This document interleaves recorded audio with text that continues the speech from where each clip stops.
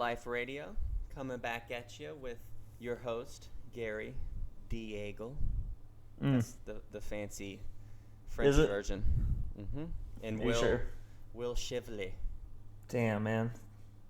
I used to always, when they called me down to the office in school, they would say Shively, and it just used to make my blood boil. Inside, I died a little bit every time. But now, I'm 29, I'm used to it. It is what it is. Yeah, whatever. As long as I get my first name right. Well, we're flying solo today. No guests. We've had a lot of guests recently, so today we'll drop you with a little tidbit of information, maybe some practical advice you guys can use. Yep. Something we run into in the reg while we're coaching up, doing our thing. From our world travels. Mm-hmm. So today we're going to talk about why, in air quotes, lean, into air quote, protein. Right? Yep, had to frame that. You hear this a lot, and I know we tell our clients, eat lean proteins, and you'll see it in the interwebs and all that good stuff. And I think a lot of times it gets overlooked too, So yep. Or people don't know what it means or what the difference is. Well, and it's subjective. People are probably wondering, does lean mean no fat? Does it mean a little bit of fat? Where's the cutoff? I think if we want to give a specific easy cutoff, I say technically it means for every 20 grams of protein, you want at most 10 grams of fat. Boom. That 2 to 1. To me, and that's not super lean. You can still have tasty proteins. I mean, chicken thighs would fall into that, right? Yeah, they're about 20 grams of protein and about 7-8 grams of fat. Yeah. For 4 ounces, and lean 90-10 is right there at that. Yep. So boom, still tasty. Yep. So steaks, a lot of sirloins and top round and all that. Salmon, pretty much any fish. So as far as those kind of animal proteins go. Yeah, so you're not limited to 99% lean turkey, which is eating dog food, by the way. Or chicken breast or egg whites only. Oh God. Dude, the egg whites only thing, there's no way that you can enjoy that. I just don't. You're basically eating them. I just don't get it, and it's they're not even you're missing all the minerals, and even dude, the protein isn't as good. Yep. It's not as good when it's by itself as when it has the yolk with it. That's why even if you're going they say if you're going majority egg white, you should still throw 1 yolk in there. Yep. So you get that combination that the way it's kind of supposed to be ingested. Dude, that stuff's important, I'm finding. So, I can understand it. Some people, if you're limiting your fats, some people would rather than have peanut butter than 4 whole eggs, right? Yep. So that's why that's really the only reason to eat egg whites is if you would just rather your calories come from different fat sources. But at that point, I would rather even just not even eat the egg whites. Yeah. Yeah. Give me yolks or give me death. Yeah, for me, if I had to have just a pure no fat type protein source, I'd rather just have protein powder. Just no water, just protein powder. Well, actually, I like to mix it with the sweet potato and mix a little pudding almost. Dude, your definition of pudding is just strangely different than mine. I mean, it's pudding that works, that fits in. It's not I think putting the name pudding on it, then you compare it to a snack pack. Well, it's right? pudding in texture, right? It's a muddy type deal. I don't know what else muddy. to call it. So let's circle back to that, right? So here's what we want to do for the listeners today is just help you visualize why lean protein is important, especially when it comes to losing weight and then really maintaining a leaner weight, right? As we've mentioned in past podcasts, it comes down to calories, right? So in general, most women trying to lose weight, you're going to be 1,500-1,600 calories is going to be that tightrope of where it's enough calories to get the nutrients you need if you're eating the right foods, and then create a calorie deficit. And for guys, starting around 2,000 calories, probably about right. Okay. So, but then we also know that another next important step is getting enough protein, right? Yep. Because here's the thing, when you're working out, training hard, like you need more protein. Like 50, 60 grams a day just to cover your basic needs isn't going to be enough, because now you have to repair your muscles and ligaments and tendons and everything that your body needs. So you need more protein. So we can even be super conservative, especially for guys, but even if we just say 100 grams a day, like that should help get the job done. But what you'll find is, in a lot of our clients, when they start tracking a little or using their portions and figuring things out, is it takes a little bit of effort to get enough protein and still stay under in calories, right? Yep. And really the only way to do this is to eat, quote unquote, lean protein sources. Yep. All right. And what we mean, a perfect example is, let's say you're thinking, oh, I'm gonna get my protein, and you go and you get a little rack of ribs. All right. So half a rack, 6 ribs. Yeah, you'll get your 40 grams of protein, which is a good amount for a meal. You know, if you have 3 meals a day and each one is 40 grams of protein, there's 120 for the day. You're going to be where you need to be. But it also comes with a ton of fat. All right.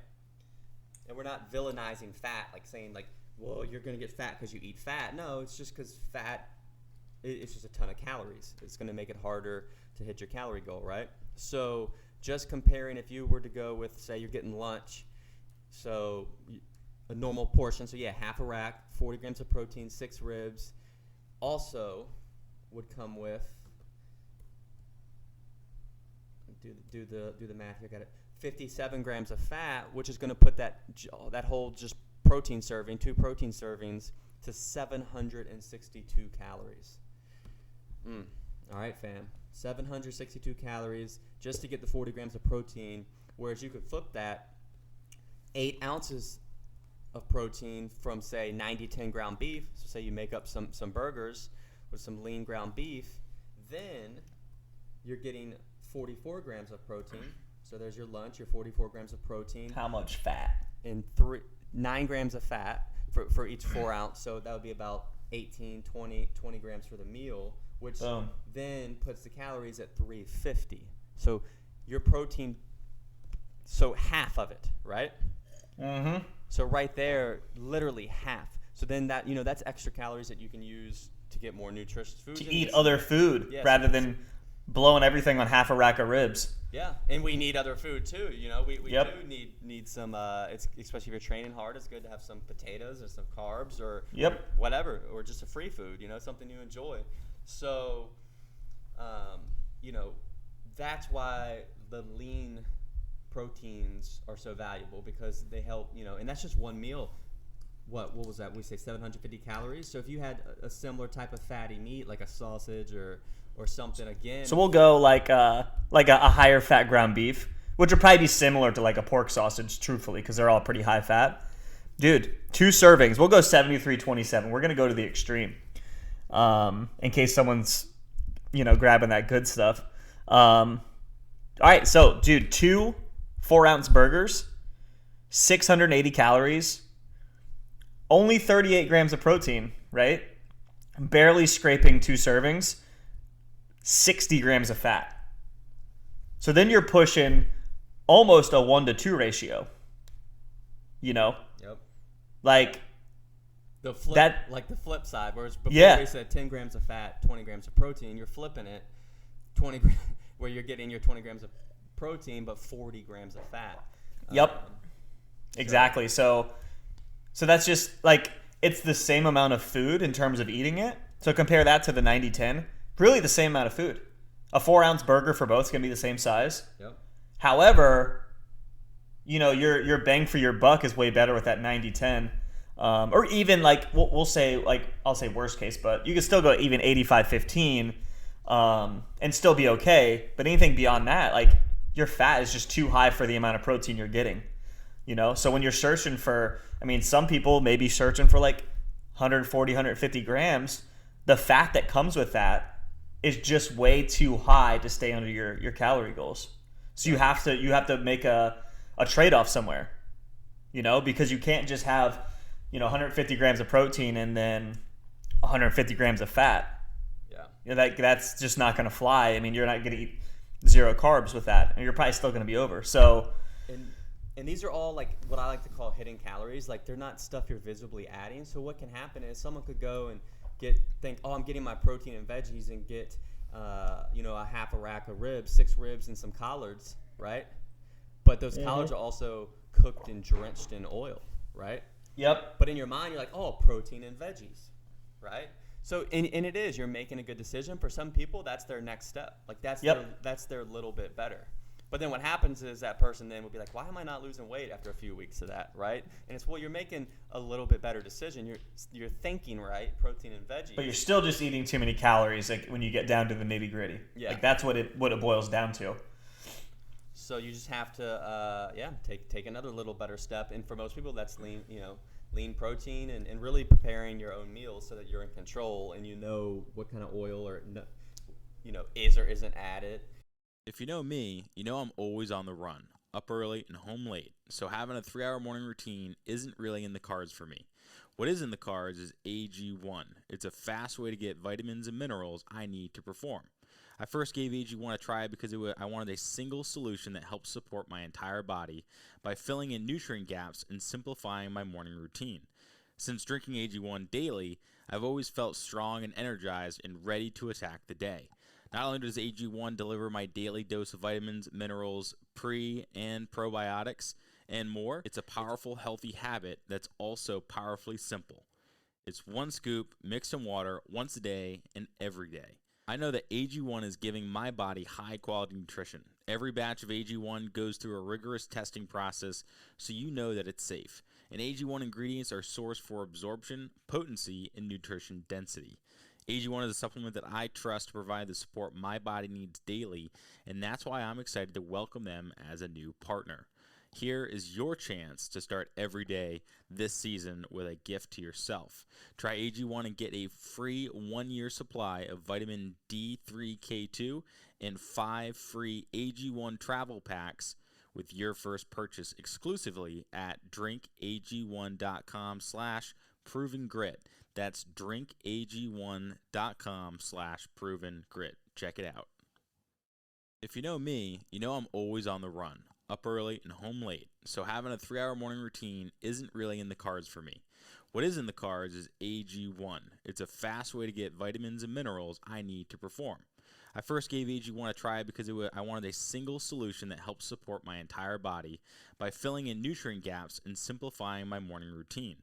Since drinking AG1 daily, I've always felt strong and energized and ready to attack the day. Not only does AG1 deliver my daily dose of vitamins, minerals, pre- and probiotics, and more, it's a powerful, healthy habit that's also powerfully simple. It's 1 scoop mixed in water once a day and every day. I know that AG1 is giving my body high-quality nutrition. Every batch of AG1 goes through a rigorous testing process, so you know that it's safe. And AG1 ingredients are sourced for absorption, potency, and nutrition density. AG1 is a supplement that I trust to provide the support my body needs daily, and that's why I'm excited to welcome them as a new partner. Here is your chance to start every day this season with a gift to yourself.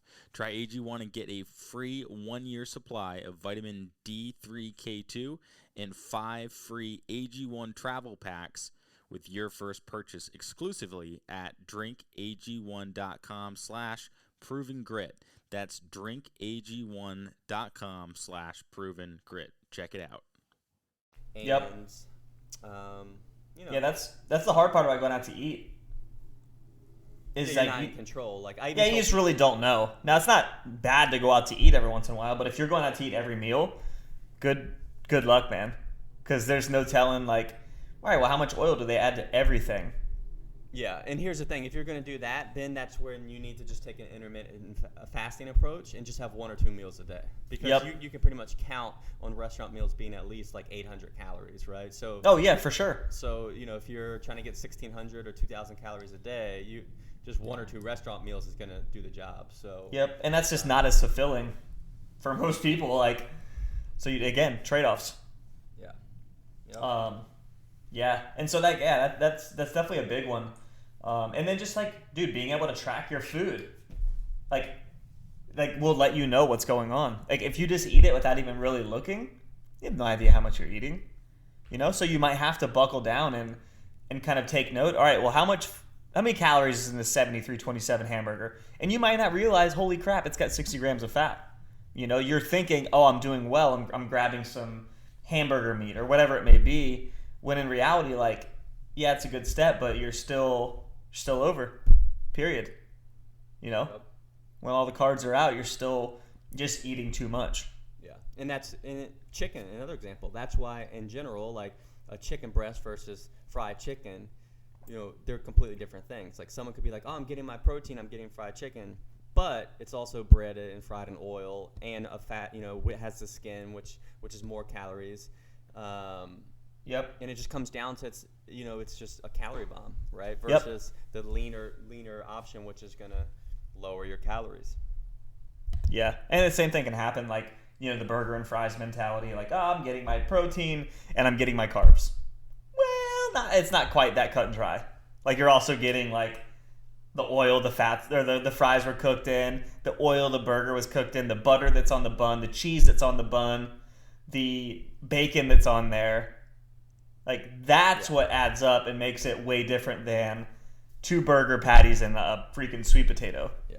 And I'll interject. I know, like, as you were saying that, this is what I was thinking, so I know everyone else is thinking this. Well, yeah, that tastes a lot better. And you're right. Like, of course. All that stuff is... That's why they add fat to it. Yeah, it's called food reward. It's things you add to a meal to make it taste better. Like, that's the only reason you do it, right? Yeah. So you have to just understand that you can't eat like that all the time. Yep. And really, man, not every meal has to be a freaking home run. Yeah.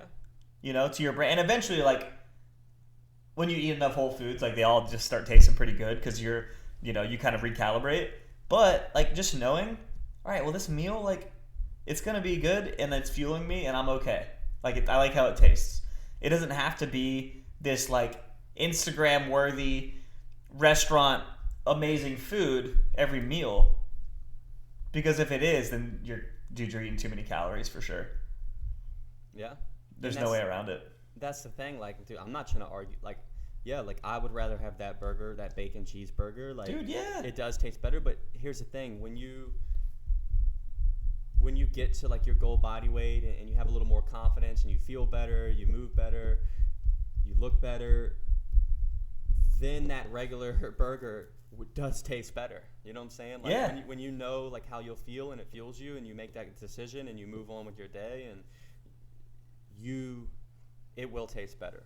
You just have to trust that, you know. And you'll still love, like, the bacon cheeseburger. No, it's going to taste great. It's amazing. Every meal doesn't have to be the bacon cheeseburger. It can just be the regular hamburger you made. Mm-hmm. And that's one thing I've noticed, like, especially, like, even with our own clients at the gym. Dude, like, the people who get the best results, like, they're okay eating the same thing most days.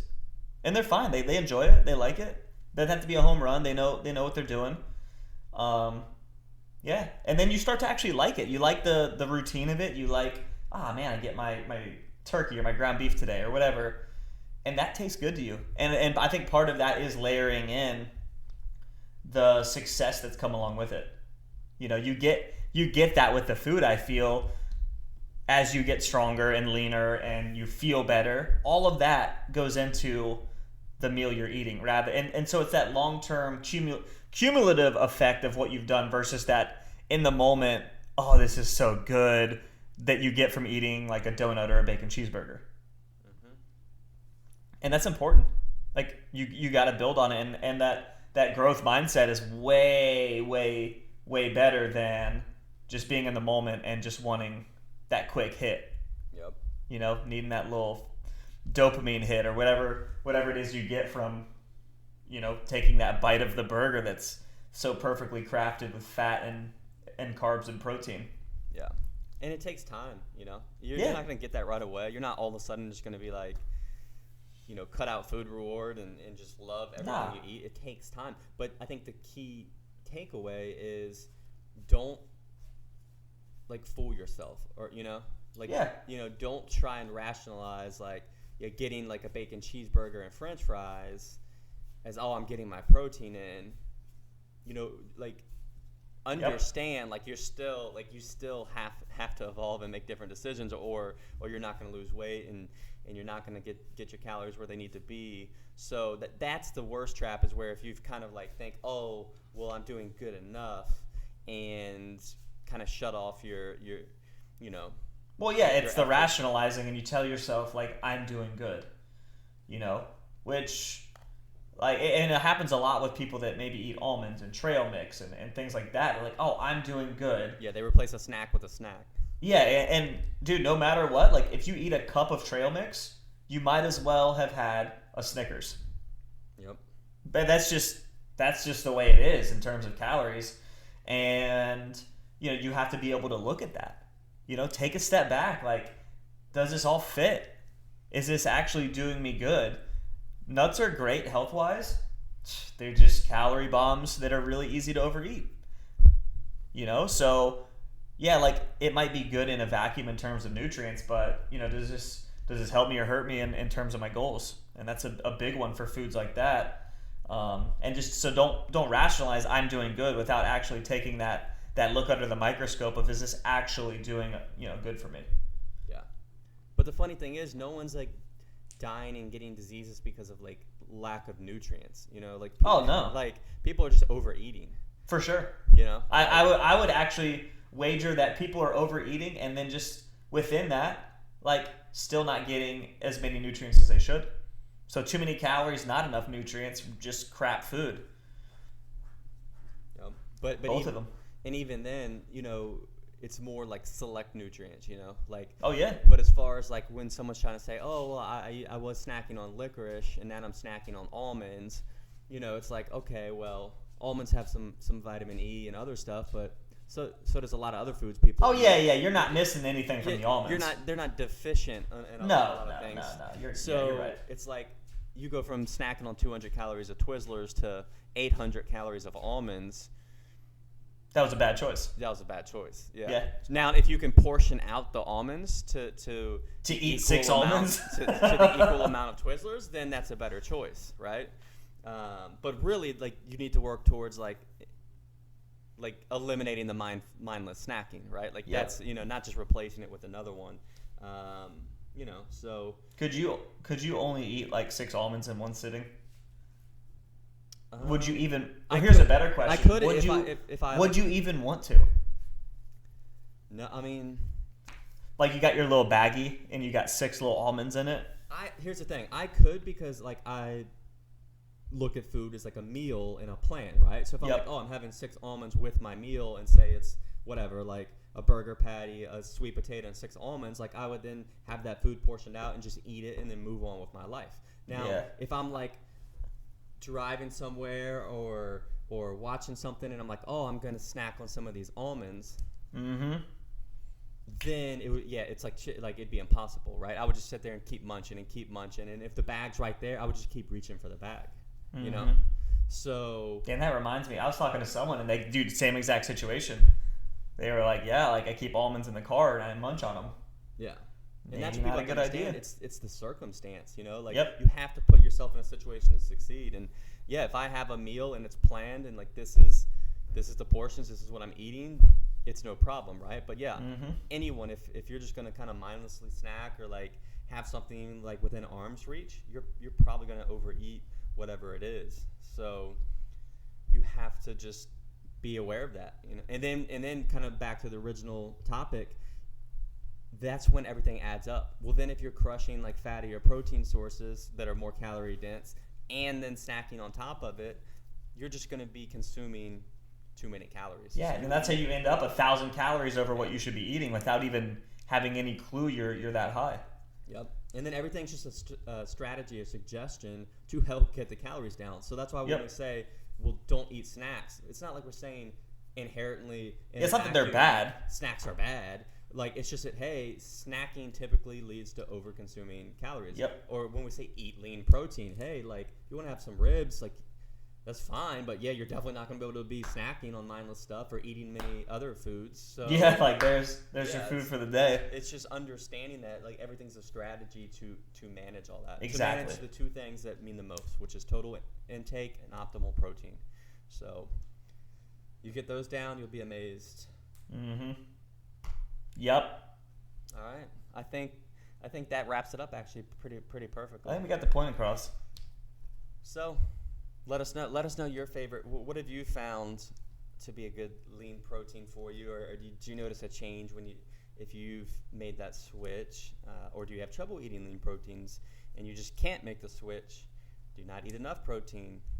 Where do you fall? Let us know. And I know a lot let us know. We can help. The vegetarians listening. This is a whole nother topic, but you can get lean protein and enough protein. You just have to combine foods like rice and beans, which also come with a lot of carbs. That's why inherently most vegetarian and vegan diets by nature have to be low fat, just because they have to be high carb. Because the only way to get enough protein is to consume enough combination of carb foods to get the combined amino acids, proteins you need. And again, it's not that fats are bad. Like, you can have a higher fat diet and be healthy, but it's by nature going to have to be lower carb. Yep, it's just the total calories. So that's what really matters. All right, guys. Hope you enjoyed that. Hope you got a little nugget. And we'll catch you next week. Later. As always, thanks for listening, guys. If you want to learn more, check us out at coastalfitnessva.com or garydeagle.com. We'll see you next time.